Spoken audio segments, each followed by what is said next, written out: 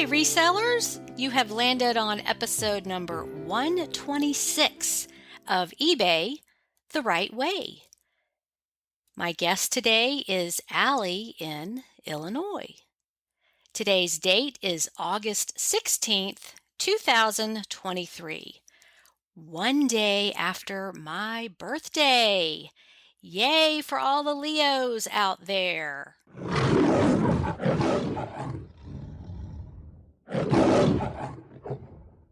I turned 57 yesterday, and let me tell you, I do not feel 57 years old. I can't even believe I am saying that number. Thank you all for the birthday wishes on Facebook and email. I appreciate every single one. I am all about embracing birthdays and looking forwards rather than backwards. Every birthday is a gift. I have many friends and family members that have passed on and don't get to have any more birthdays, so every single one is meaningful to me. Okay, a couple of announcements. The first one is more of a follow-up. I posted a poll on my Facebook group a few weeks ago asking, what is your favorite way to find items to sell? And participants could only choose one answer as their favorite. There were 358 votes, so that's a pretty good sample. And I wanted to tell you the percentages just because I think this is interesting. The highest percentage, 34% of respondents chose garage sales. Next in line is thrift stores, 27%. And then estate sales, 23%. Goodwill bins came in at 9%. And then other included church sales, trash picks, private picks, dumpster diving, all those other ways. So this is insightful to see where people get their inventory, and I was surprised that only 23% of the respondents chose estate sales, because I do see that as a source for inventory a lot. And again, 358 votes, not thousands and thousands, so this may not be representative of resellers as a whole, but it's all we have, so just wanted to share those results with you. Okay, and now we're going to get into the podcast with Allie. Welcome back, listeners. Today we have a real treat. We have the brave Allie with us, who has recently come on the scene, at least in my Facebook group, and is doing just a fantastic job. So, how are you doing this morning, Allie? Hi, good. How are you doing? Good, good. And where are you located? I am in a suburb of Chicago, Orland Park. Okay. So I don't know if you know George Kelly. He's on the group a lot. He's in that area, I think. I know he does a lot of his sourcing in Chicago. So Yeah, I've heard of him for sure. Yeah, he's like our guru. He's like Buddha to eBay sellers, or I think so, because he just knows so much. So anyway, I just remembered he was in that area. So is that where you go treasure hunting? Is in actually Chicago proper or suburbs or what? So I pretty much stay within my little suburban area, and we have the big chain thrift stores there, Goodwill, Savers, and St. Benny's. And then I really like to do estate sales, which are pretty plentiful near me as well. So yes. So we'll talk about that some. But let's start off with what brought you to eBay and when? So I had never been on eBay, even as a buyer. I opened my account this past February. So February 2023. And what brought me to eBay. I was kind of watching some YouTube videos, and I started with the kind of the girls who like to go thrifting and their hauls, and it led me to some of the thrifters who do resale. And I came across some of your information, I think, when I was looking for a podcast about eBay, because I do a lot of listening to podcasts or music or books while I work sometimes, and yours came up and kind of was a good kind of source for me. And I just kind of thought, I think I could do that, and just started to kind of dabble in it and try to see what would work. So yeah. You haven't even been doing it 6 months. No, not quite. So are you employed full-time, part-time on top of this? I am a full-time, out of home working mom and 3 boys as well. Okay. So your full-time job is being a mom. No, I'm sorry. I work as a home full-time. Okay. And what is your profession? I'd say graphic designer is the best way. It's in that field. So yeah. Okay. Good. So do you have to go to an office or do you work at home? Yeah. So I work both 3 days a week in the office and 2 days from home. Okay, great. Good. And you have 3 children. And so you are very busy. Now, can I ask what year you were born?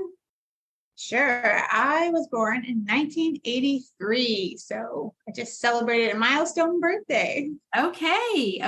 Yes. And I graduated from high school in 1984. So you're making me feel super old. But my cool young aunt, Right. Okay. Yeah.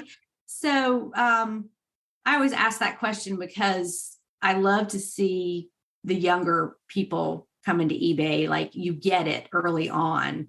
And let's see, I was a little bit younger than you when I started eBay, but it was in my mid 30s. So, and I was all about figuring out what I could do from home and be a single mom and raise my kids and be available. And I had been downsized out of jobs because I was always the part-timer with kids at home.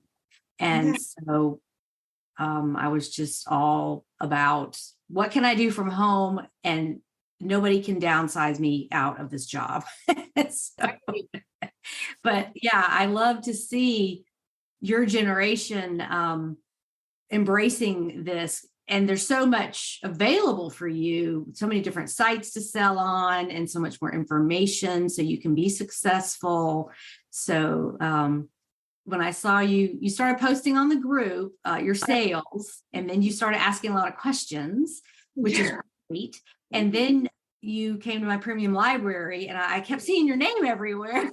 I was like, crammed when I need to talk to her and see what her story is. So let's jump in with the first things you sold, like when you got started, because there are so many people that want to do this and they're intimidated. They feel like they can't figure it out. There are a lot of moving parts to figure out, but I like to hear from people like you that like you tackled all that and you did it. Yeah, it can definitely be overwhelming because it is, a new, adventure, a new thing to learn, but also exciting because of that. As far as what I started selling, the first thing I sold was actually, I started putting a couple things on that I had in the garage where, my youngest son is 8. My oldest is 14. So all the little kiddie parties, I guess, are really kind of over. They want, do things with their friends outside of the house, that kind of thing. So I had like a popcorn machine, like that used to be like a vintage nostalgia looking small countertop size, and a couple of things, a little hot dog cooker that I would use at, birthday party, that kind of thing. But those things took a little bit longer to sell. The first thing I sold was a Corningware pot. And I got that at St. Vinny's, and I thought, I was just learning to use the app. I thought, oh, well, take a picture of it. I have seen that pattern before, but I just happened to get lucky that it was like a larger piece, and it sold for $45. So that was the very first thing that sold for me on eBay. So it's something that you bought to resell. Yeah, which I know it's not typical. No, that's great. That's great. So how much did you pay for it? About $4. Okay. So you sold it for 10 times what you paid for it. Yeah. Yeah. So that is an excellent business model. So when you start buying things for $50, you sell them for $500. I would say, so I do keep track of what, in a little spreadsheet of what I purchased and how much I purchased it for, and then also the date I purchased it for. And so far, I mean, I've only been doing this a very short time, but I don't have a wealth pile. I put them up as they come in. So that has been good. But a lot of the things I first purchased have still not sold, because they were Right. weren't really still figuring things out, but when I, purchased the first few couple of things, I just thought, well, I like them. So if they don't sell, not the biggest deal, and I can have them in my home, that kind of attitude. I think just getting my feet wet, that was probably an okay way to do it. Just, to learn stuff, Oh yeah, you have to. In fact, we're recording this August 1st. I'm still working on my July inventory process. I do it twice a year. I go through everything. And now with the shipping change with the Ground Advantage, I'm updating that. But yeah, that's one of my criteria for keep it or let it go. And there's kind of a divide among sellers. Like, what is your philosophy on old stuff that's not moving? Some people just hey, I've done the work. I took the pictures. I found the item. I'm leaving it there till it sells. Yeah. I don't do it that way. I'm clutter averse, and I have a small home, so I don't want it full of stuff. But yeah, that's one of my criteria when evaluating my inventory is how long have I had it? And does it get any attention? Does it come up in my best offer workflow? Do people ask questions about it? Is it getting views? And I do a lot of experiments. What about this? And what about that? And oh, this was only $1. Will it sell for 20? And, figuring out different business models. And I'm experimenting all the time. So it's Yeah. Right now, I'm getting rid of a bunch of hats I bought because I was in my hat, baseball caps. I was in my hat phase, and I bought so many. And it's yeah, nobody's looking at that one. Nobody wants that one. So I'm kind of marking them down and doing clearance offers and that kind of thing. Just, I've done the work. I might as well get something for it. But, and I have nothing against people that have 2,000 items. If that is your thing, go for it. I just don't, it makes me anxious to have so much stuff. Yeah. So I didn't mean to hijack the conversation. I was just saying everybody goes through that. Yeah, I bought this when I didn't know better, or yeah, this was an experiment, or when you're in the business longer, you'd be like, yeah, that doesn't really work anymore. People aren't buying that anymore. So it's a constant evolution of your business. Yeah. I think that, especially I only have about 215 items in my store. And that's about where I feel like I have hit my max where as far as storage goes for I have a very small home as well. And just, I, as a working full time as well, it's about all I can manage, to keep the machine running, so to speak. Yeah. So I think also with that lower number, putting things that haven't sold, on sale, just to keep things moving is important because you don't have as big of inventory. So, accepting a lower offer might be better just because I think, from what I've seen and heard, just keeping the eBay algorithm happy, putting things in and accepting offers seems to be a good way to do it so far.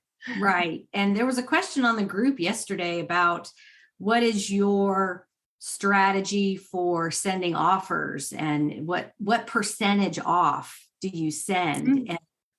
And there are analytical people that have a formula for this, but I've seen that over time, it's like, it depends on how long you've had it. Right. It's one of those things that just, you get constant offers and they're always low. Yeah. Or send offers and they're never accepted. You can go to your send offer history and see, like, I sent 15 offers on this item. It's in my send offer folder every day. Like, what is the deal? Why does nobody want this? And then you finally get a decent offer. You're like, I'm taking it, So I don't know that there is a formula. It's just depends on what your objective is. If like you haven't had a sale in 3 days and you get a low offer on something, it's like you just take it to get the ball rolling, because there's always more where that came from. Right. I would agree with that. Like, it's just, I've had some experience with offers and like, oh, well, I know this has sold, for, what I'm asking for in the past, but, so, I, counter offer, and I feel like 9 out of 10 times people ignore the counter offer in my experience. So, they don't accept or reject. It just kind of evaporates after 24 hours, 48 hours, whatever the time period is.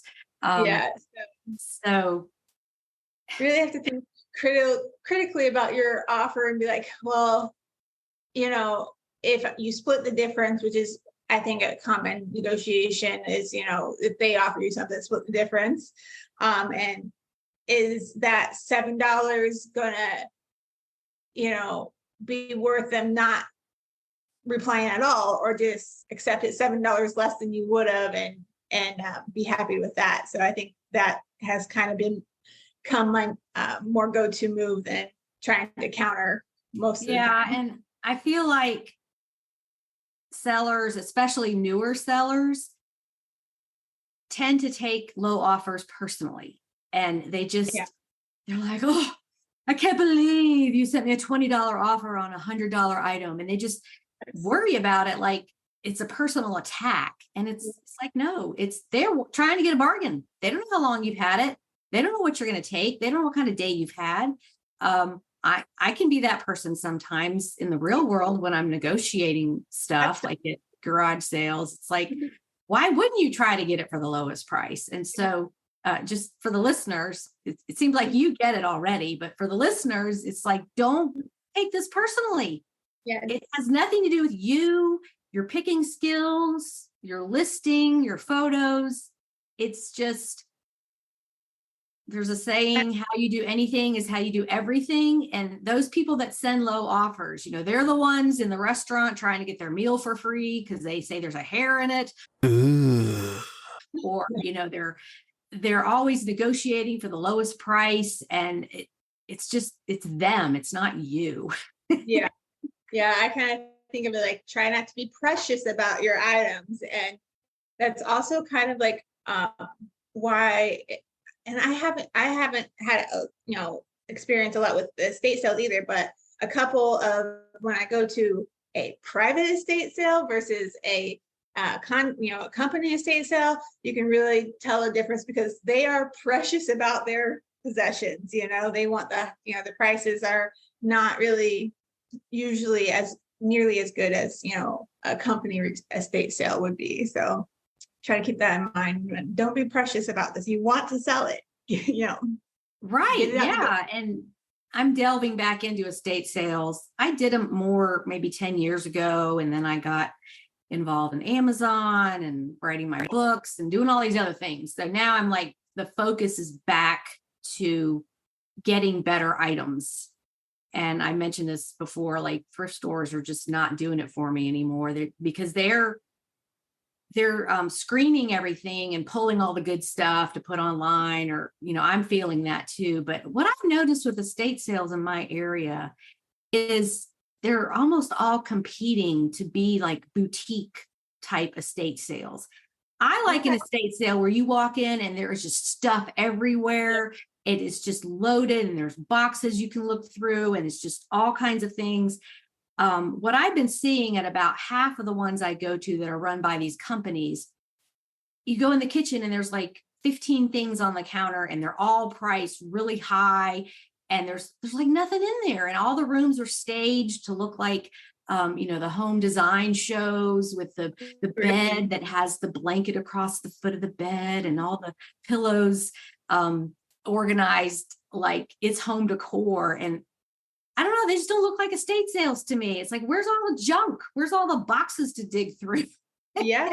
And they're just competing to be like fancy schmancy estate sales. And I've told them, I'm like, I'm a reseller and this is a turnoff for me. If all your sales are like this, I'm not coming to anymore because that's just my opinion. That's what I like. And everything's overpriced and it's not even good stuff that's overpriced. It's like this little ceramic duck on the counter in the kitchen with, an $80 tag on it. It's like, where am I? I pretty much will only go to an estate sale on the last day when everything is 50% off. Mm-hmm. And like, otherwise, like you said, like, it's just not, the value's not there to resell it. And I have had even, had very good luck going in the last day, plenty of things to pick up. Everyone else has missed, and the collectors are probably the ones coming in the first day who will pay those higher prices. So you might be missing out on those collector pieces, but at collector prices, they're not really worth it to, Yeah, I see several groups. I'm like a sociologist. I like to observe what's going on, but like the first day where you can't even find a place to park in the neighborhood and there's a line at the door and you got to get a number or sign in or something. It's like, I don't want any part of that. I'm not that aggressive or competitive. Yeah. Just, let those people go on through, get what they're going to get. Cause odds are I'm not buying what they're buying anyway. Right. Yeah. They're looking for, I was at one estate sale and they must have had 1,000 fishing lures. They were all laid out on a table and on a bulletin board. And for somebody who knows fishing lures, I'm sure that was just, a gold mine. But right. I was like, I don't know anything about that. It all looks the same to me. So it just depends. But then, like you said, on the last day, you're lessening the load for the company to have to take that stuff out of there and donate it or whatever they're going to do with it.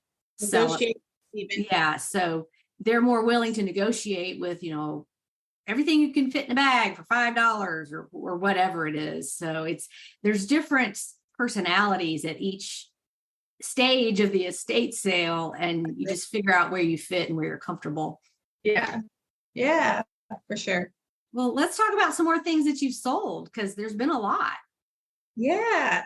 I know one of my recent sales that was a surprise estate sale find was that little Tiki mug I found. And it was, I've just heard through the grapevine, I don't collect Tiki or anything, but that Tiki things can do well. Yes. It was, in my opinion, a very ugly mug. Oh, wait, was it that orange one? Yes. Yes. I was looking at that, and what was the brand on it? It was something like the person's name. like Yeah. Stanton or something like that. It did have a signature on the bottom. I don't have the name of it, but it was a stand, I think a stand mug. But I just Google Lensed it, and I was like, 3 people had it on eBay for like over $100. And I'm like, whoa, and it didn't have a sticker on it.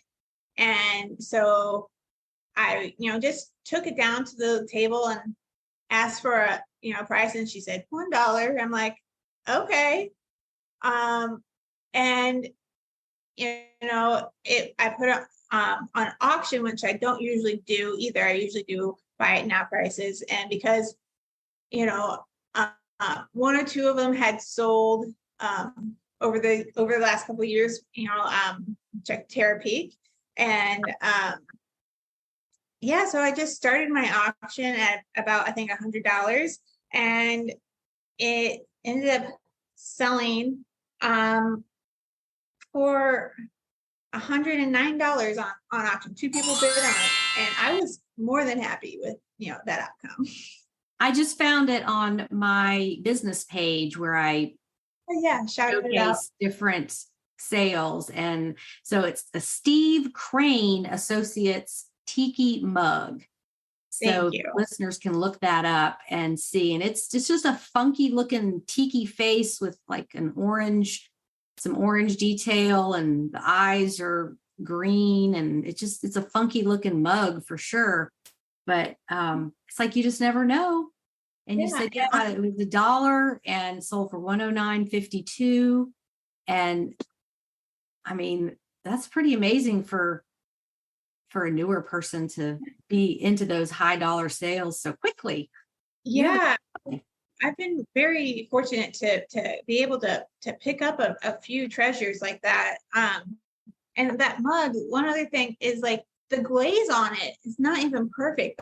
Like if my other photos would show like towards the handle is really thin and not evenly coated at all. And but when I looked at the photos of the other mugs that had sold, it was at least as good a condition, if not better. So yeah.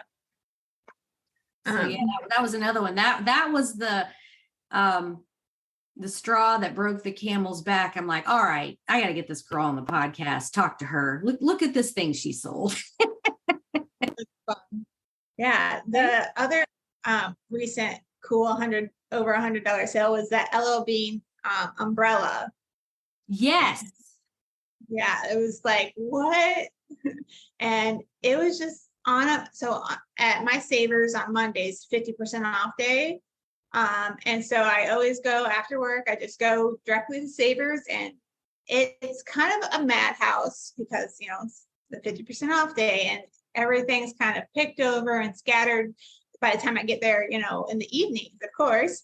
And this umbrella was just sitting in a random spot, not really where you would think it should be. And it just had that wood handle. I thought it might be older, and I saw it had the LL Bean tag on it, and I know that I've sold a couple other LL Bean products that people seem to like them. So I just grabbed it, and I didn't even realize until later on, like how much it was worth, because it had the seal of the Queen around it on the handle. It had a little like metal bracket kind of, and it had this the type on there. It's like the seal of the Queen, and it sold. I picked it up for like $2.50, and I put that one on auction as well. There wasn't anything exactly like it on eBay, but similar ones that had the same stamp, the seal on it,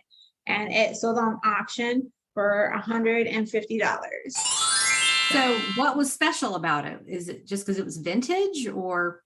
It's that metal seal around that wood handle is it tells you, at the manufacturer, and I think because most of them, from what I understand, are not LL Bean, what I am assuming is that this high-end umbrella maker made a version for LL Bean. Okay, it was like a collaboration. Yes. And so that I think maybe possibly also made it a little bit more rare. But if the ones that are not LL Bean actually go for even more money, like $200 to $500. Okay, and it's interesting you say that because Brett, who was on the podcast a few weeks ago, he posted, he was talking about this umbrella during his podcast, and he posted yesterday, which would have been July 31st, on the $100 thread, sold this umbrella that I mentioned on Suzanne's podcast for more than I thought, took 2 weeks to sell. Umbrella is made in Austria and it is shipping to Austria. Took best offer of $200. Wow. Yeah. Antique vintage 32-inch parasol black umbrella, if the listeners want to look that up. But okay, so this is like a sign. 2 people within 24 hours have talked about selling umbrellas for a lot of money. So who would have dreamed that umbrellas could be something so valuable or sought after? And it's like, here I am sitting here in my 20th year of eBay. I don't think I've ever sold an umbrella. Yeah. So look at them. And so there's your sign, as they say. And you found this where? At Savers. Yep. Okay. So it was all mixed in with other random stuff. Yeah, they have this, it was like near the furniture, the large furniture, and like someone, I'm assuming, probably picked it up and set it back down in the wrong spot. Because since then I've obviously started looking for their quote umbrella section, which they really don't have one even. Yeah, it's just kind of mixed in with the office supplies and maybe the automotive or weird places. Yeah, they have, I found a couple and like they have some where they have storage bins, so they just stick them in the storage bins. Like there's usually not very many, if any there that I find. So right, they might be in with the golf clubs if they're the longer ones that don't compact. But I mean, it's just, I love people like you that like, I'm gonna leave no stone unturned. I'm looking at everything, and look what you come up with. I mean, who knew umbrellas? So now everybody out there is going to be looking for the umbrellas, but so what? Right. You know, there's enough umbrellas in the world for everyone, right? The smart people who listen to this podcast are going to be like, oh, there's another thing I can look for. Yeah. I don't even think I've had anybody talk about umbrellas before. And here we are, 2 times within 24 hours. So that's a thing. And I also wonder if like the older ones are being used for props, or, you know, who has a favorite umbrella? Like, oh gosh, I got to get another one of those. It's amazing, you know? Yeah, I think there has to be umbrella collectors is what I guess, which I never thought that before, but yeah. Okay, so now that everyone's mind is blown about that,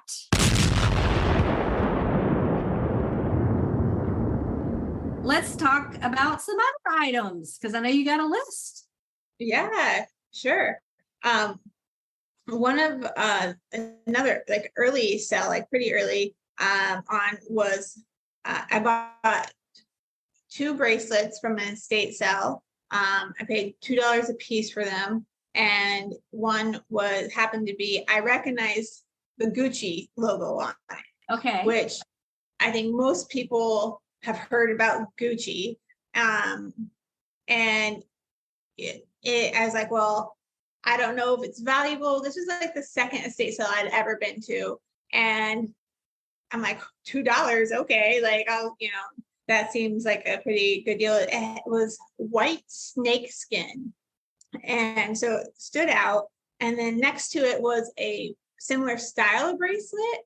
And it was, I didn't see a logo I recognized or anything, but it was marked. And I was like, well, this lady has a Gucci bracelet. This one might be worth something too. Mm-hmm. And so I picked it up as well. And the Gucci bracelet sold right away for $100 on eBay.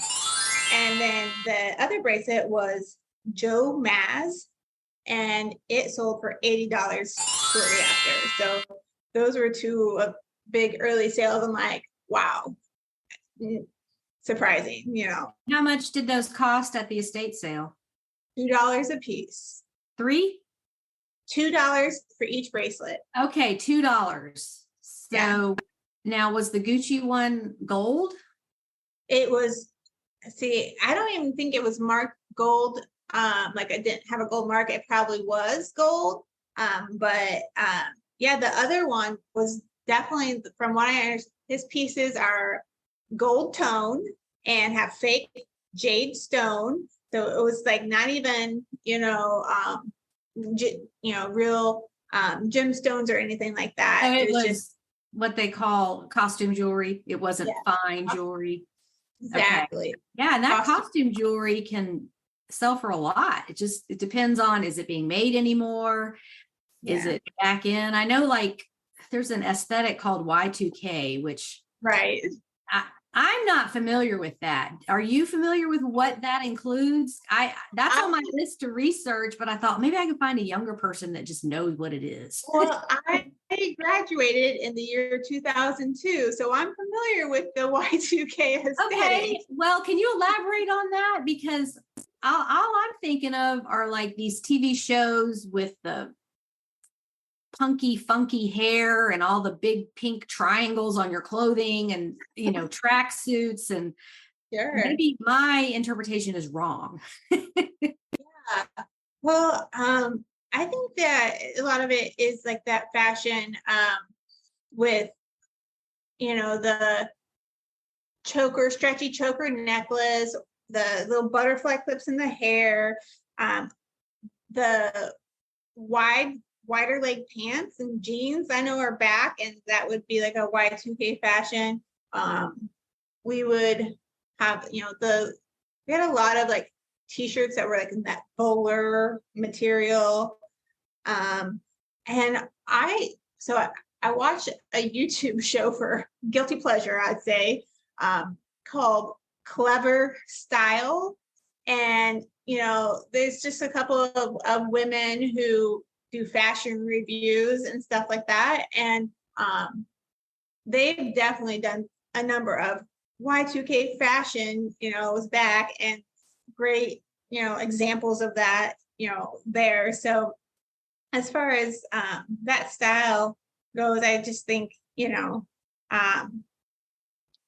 low-rise jeans and your, I know crop tops weren't really too much of a thing because your jeans were so low, you didn't need a crop top,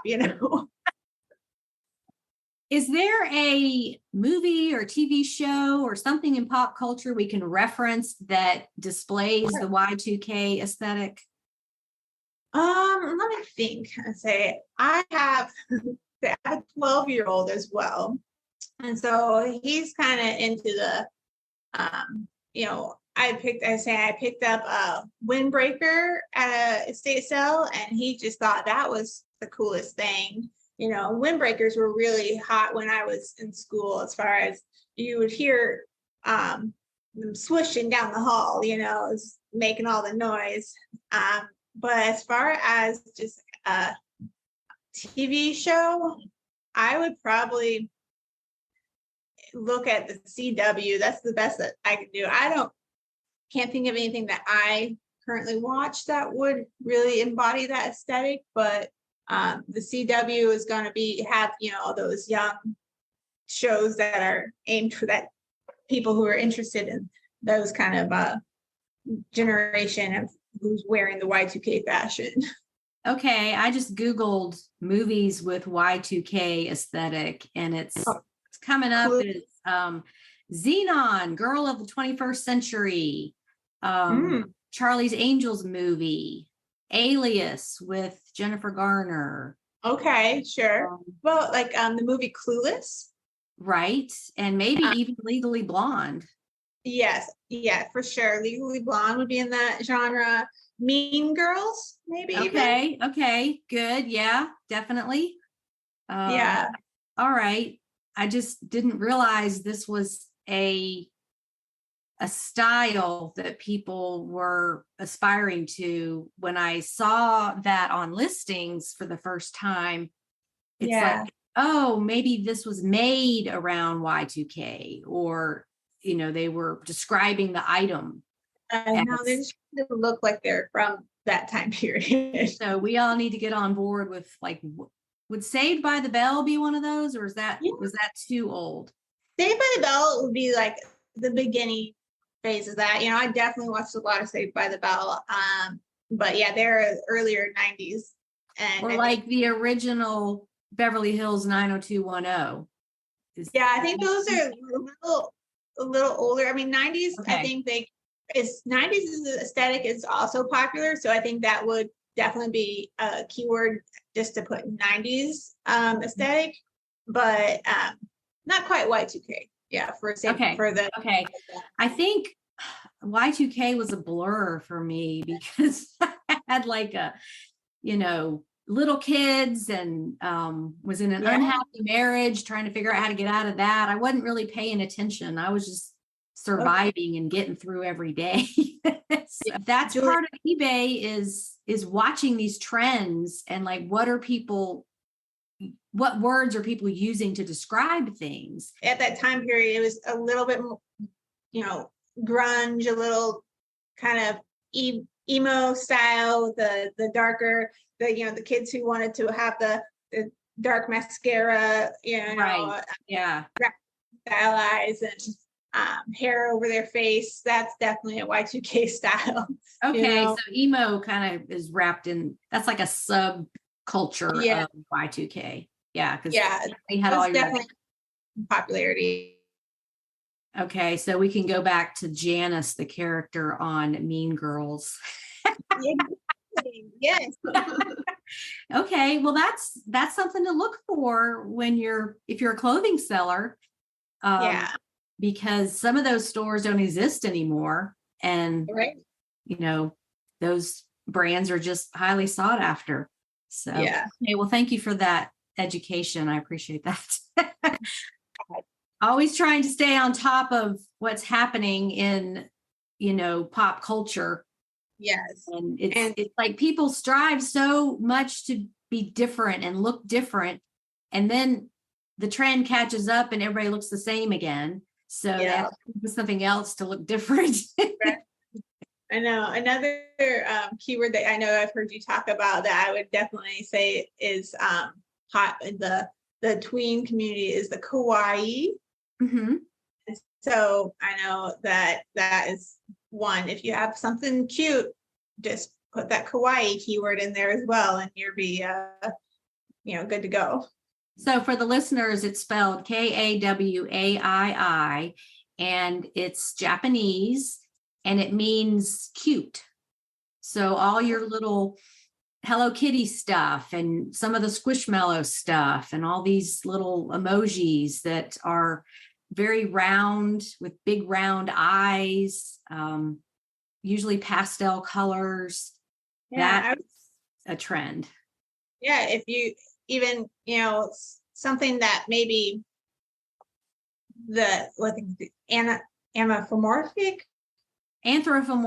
That means non-human thing having human features. Yeah, and I know like there's a lot of little vintage figurines that have that, which maybe it's a vintage item. You wouldn't necessarily think, this not a new word, but new trend word. Maybe throw that on there if you haven't seen the traffic. You're wanting for your cute little anthropomorphic statue. Have you delved into the keyword section of the premium library? Very minimum. Yeah, it doesn't. Yeah. Okay, so just for the listeners, there is a section where I'm teaching you keywords, because that is just so critical to get your listing to appear in search. And there, at this point, are 33 different keyword lessons, and they're usually like 5 minutes. Just, hey, did you know that that's what this is called? Or, use this, and you can go back through your listings and update them. the one that I do remember from your library, and I have a hard time pronouncing some keywords that, because they're unusual, but the little 90s that have the little robes with them, vintage robes that not a chemise, but a point that starts with the P. Penwa. Pinois, yes. Yeah, it's like the fancy, it's like what Samantha Stevens wore on Bewitched. It's that fancy, flowy, nylon, lacy, very feminine look. And I found one of those, the same place I bought the Tiki mug at the estate sale. And so I have it listed now. But I put that keyword in there. I'm like, I know what this is. I saw it in that library, but like, yeah, it's definitely, I know you also had another seller on who talked about using your keywords for the algorithm as well, and not trying to be too formal with your, yeah, which I know can be hard. Yeah, you really want to write your listing for people, for humans, but don't think too hard about the search engine optimization thing, but just, I'm always learning new words. Yeah. And it's just never going to stop because new words keep being invented to describe things. So if you want to catch those people who are either searching on eBay or Google for, the most recent one I did was Steampunk.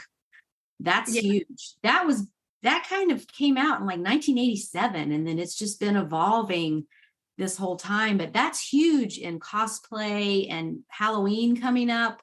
People love that look. It's so fun and it's so individual.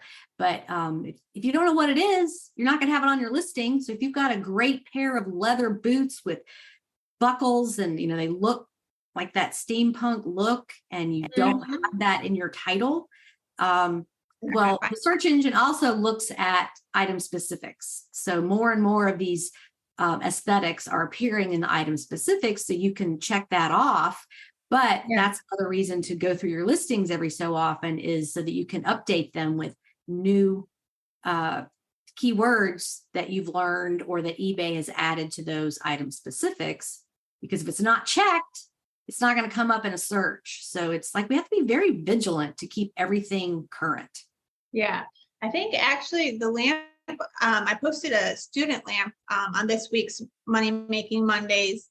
And at one point, I don't know if the final listing had the steampunk in the title, but the one that I particularly had was kind of someone had replaced the base. So it had the kind of, and they didn't have the original shade. So steampunk, it's metal. And it's kind of like, as far as even personal, like aesthetic with housewares, you have like kind of a futuristic, apocalyptic kind of blend almost with the steampunk. So yeah, I think that's a fun one to know as well. Sure. Yeah, it's very Victorian, and it's all about, mechanical and industrial things and gears and think H.G. Wells and Jules Verne. And leather, and there's a lot of purple in it. And so, deeper, earthy colors for sure. And like crushed velvet. The other sales you want to talk about? The most recent one was those of a pair of my dad's old shoes. I had their Converse brand, which I know was popular, but they weren't that traditional, like Chuck Taylor style. They're basketball style shoes. And I feel like I've had, and that's another thing. I know, like, patience. It seemed like they are there forever. Really, it was maybe 4 months. It's not, horrible to maybe wait that long, but they sold, some of them, they're on auction, but someone just accepted the buy it now price of $100. And my dad gave them to me for free. So that was, can't get better than that, right? Oh, that is fantastic. Good for you. So now you're like the rest of us. When you go to somebody's house, you're just constantly looking around like, I know that can sell for $50. Oh, I know that's worth $100. Yeah. And you're just always looking around at stuff because your brain just goes to that mode of treasure hunting. Yes, absolutely. I know. I actually got your book on for Mother's Day, your newer one. And Oh, great. yeah, and in there was a board game, a card game, and I'm trying to think of the name of it, but Was it the Munchkin game? yes, and my brother's family plays so many board games. I'm like, I'm pretty sure I think my mom saw it and was like, I think Kyle has that. And sure enough, he had a version, not the big money one, but yeah, so it's fun. I'm like, oh yeah, let's think who has what here from this little book that, maybe they'd be willing to part with. Yeah, they don't know.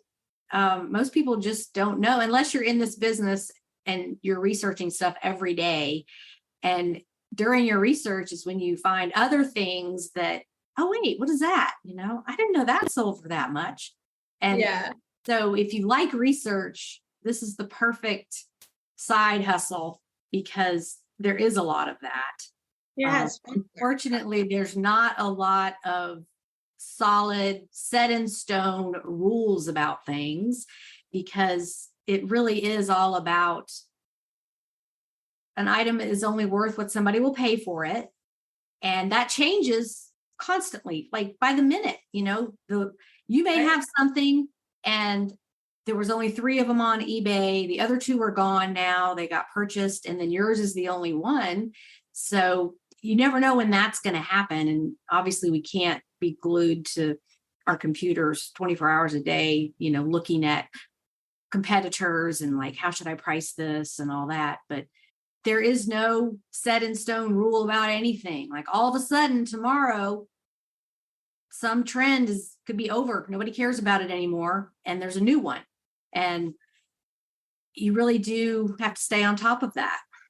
Yeah, absolutely. Always evolving, right? Right.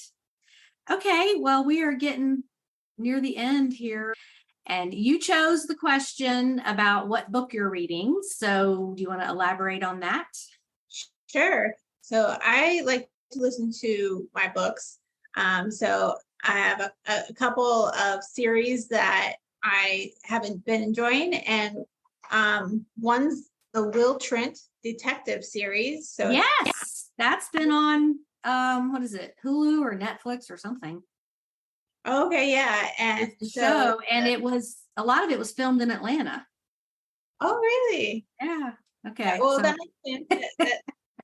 Now that I think about it, of course it is.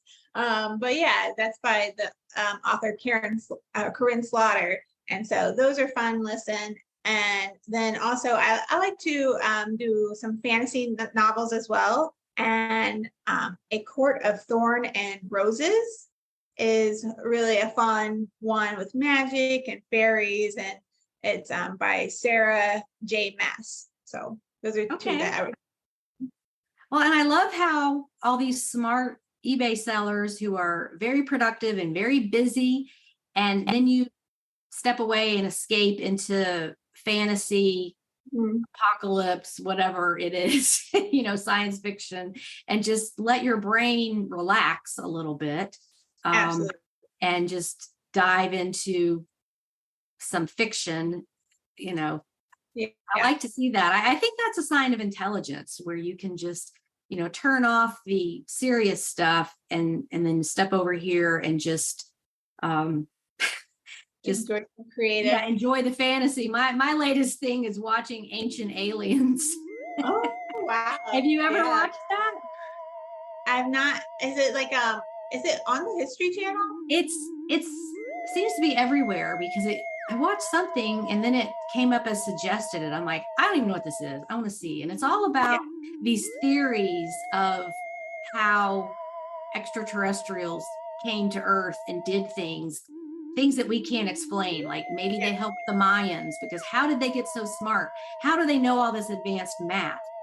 It didn't just happen, it's like they had help from somebody. And I don't know, it's a lot of fantasy and theories, but it makes you think like, and I've never thought about any of that, So it's like, well, what are they going to say about this? And some of the people are kind of weird. Sure. They're kind of out there. There's this one guy that his hair is just everywhere and he just looks like the mad scientist. But anyway, Good. so I'm kind of with that, stepping into fantasy sometimes and like watching The Secret Garden or, those kind of movies that just make you feel good. Yeah. So There's a lot of serious things going on. So definitely nice to kind of take a mental break and dive into those fantasies for sure. Back to the Will Trent thing. Now, am I remembering correctly that he works for the FBI or something? Yeah, so it's I think not the FBI. Is it a subset of the FBI? But it's very specific. It's the GBI, the Georgia Bureau of Investigation. It's specific to Georgia, right? Right. Yes. So like every state has their own Bureau Right. of Investigation. Okay, so Yeah. it's the same level. Anyway, yeah, he figures out what happens at the crime scene. yeah, he's a fun character, and they have a series before the Will Trent one, the Grant County series, which is like kind of prequel to that as well. So that's a good listen. Oh, yeah.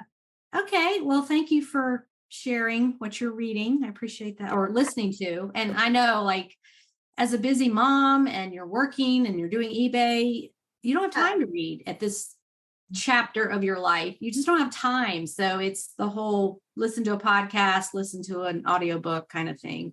Definitely nice to do. Short commute back and forth. So plenty of time to get those in. Good. Okay. Well, thank you so much for coming on. What's on your schedule today? Are you off from your regular job? I'm actually happen to be on vacation this week, and we're visiting our family in Houston, and we're going to head over to NASA here in a little bit.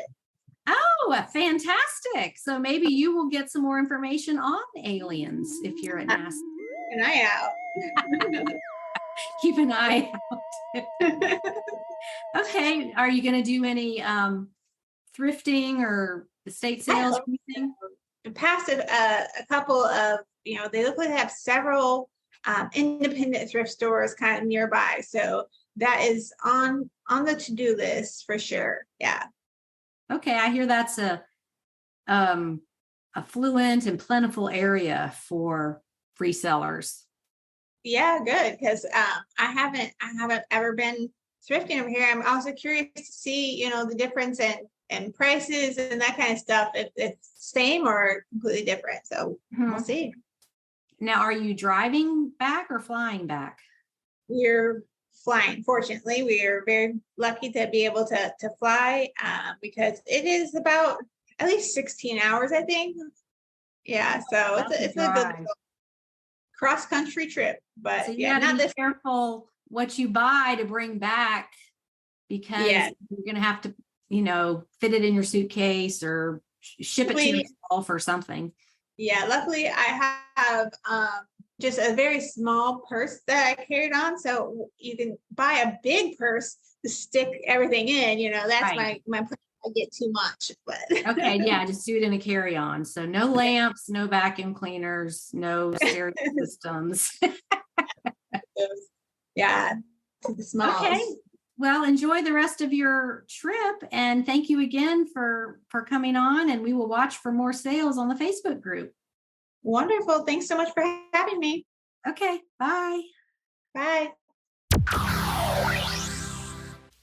Thank you again, Allie, for your courage to come on the podcast and for sharing your eBay journey. And listeners, don't think I have gone off the deep end watching Ancient Aliens. I'm just fascinated by any subject matter that is mysterious, unsolved, or unexplained. And that's just how my brain works. Sometimes I just contemplate things that have no answers, just for the fun of it. I get bored easily, so it's all good. I'm totally fine. Okay, we're going to move on to today's trivia question. Since we had a bit of a discussion about umbrellas, when and where was the umbrella invented?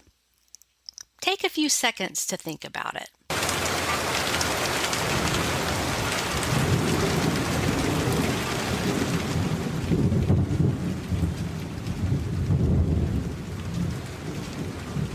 The first umbrellas are believed to have come from China and date back as far as 3500 BC. These are the earliest umbrellas that were made of bamboo sticks with animal skins stretched across them, and they offered protection from the sun and the rain. It was only a matter of time before someone invented the parasol. So that would be 5,500 years ago. And I can't even comprehend that many years. The modern day umbrella, also called the telescopic foldable umbrella, was only born in the 20th century thanks to Hans Haupt in 1928. Haupt, who is credited with inventing the modern umbrella, was injured in the war and subsequently wasn't able to carry his walking stick and his umbrella at the same time. So he made both items into one object. Once again, necessity was the mother of invention. All right, that is a wrap for episode number 126. Next week, I'm trying something different. Imagine that, me trying something different. A themed episode. It's titled The Estate Sale Edition, and there will be several estate sale gurus giving us their best advice. I guess you could say this is a group effort, strength in numbers kind of thing.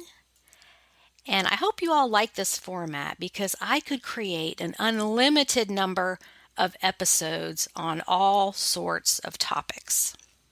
So I really appreciate your feedback on my podcast, whether you message me on Facebook, send me an email. All my contact information is below the podcast.